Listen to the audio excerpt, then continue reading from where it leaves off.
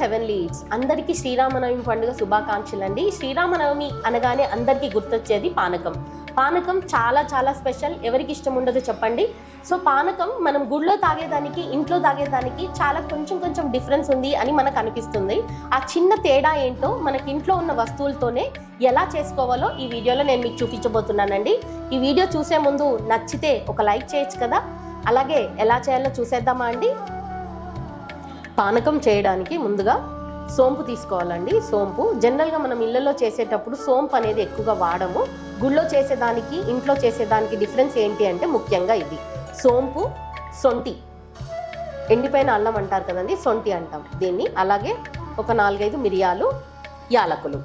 ఇవన్నీ కూడా సమ్మర్లో వేసవి కాలంలో కూలింగ్ ఏజెంటే అండి ఇది. ఇందులో మనం పానకంలో కలిపి తాగడం వల్ల చాలా చలువ చేస్తుంది బాడీకి. సో ఇవన్నీ కూడా మనం మిక్సీ పట్టేద్దాం.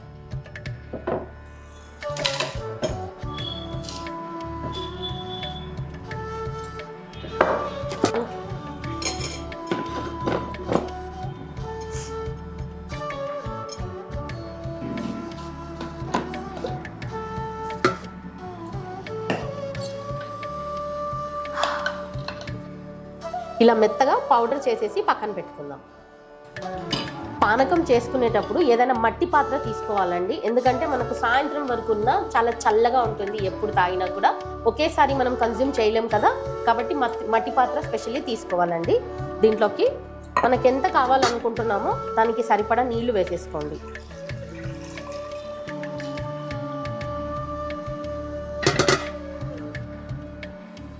ఈ నీళ్ళల్లోకి సరిపడా బెల్లం యాడ్ చేసేసుకోండి. నేను ఇక్కడ బెల్లం పౌడర్ వాడుకుంటున్నానండి. అలాగే మనం ఇందాక పౌడర్ చేసి పెట్టుకున్నాం కదా, అది కూడా వేసేసుకోండి. నీళ్లకు సరిపడా పౌడర్ వేసుకోవాలండి. నాకు ఇక్కడ 2 మగ్గులకి 2 స్పూన్ల వరకు వాడుకున్నాను. ఇది మొత్తంగా కరిగే వరకు ఒకసారి కలిపెట్టేసేయండి. చాలా సింపుల్గా చాలా త్వరగా అవుతుందండి.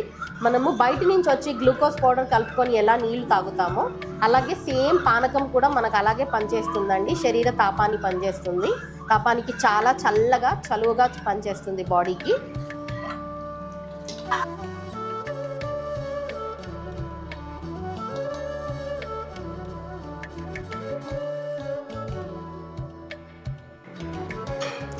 సో దీంట్లోకి తులిసాకులు కూడా 4-5 వేసేసుకోండి.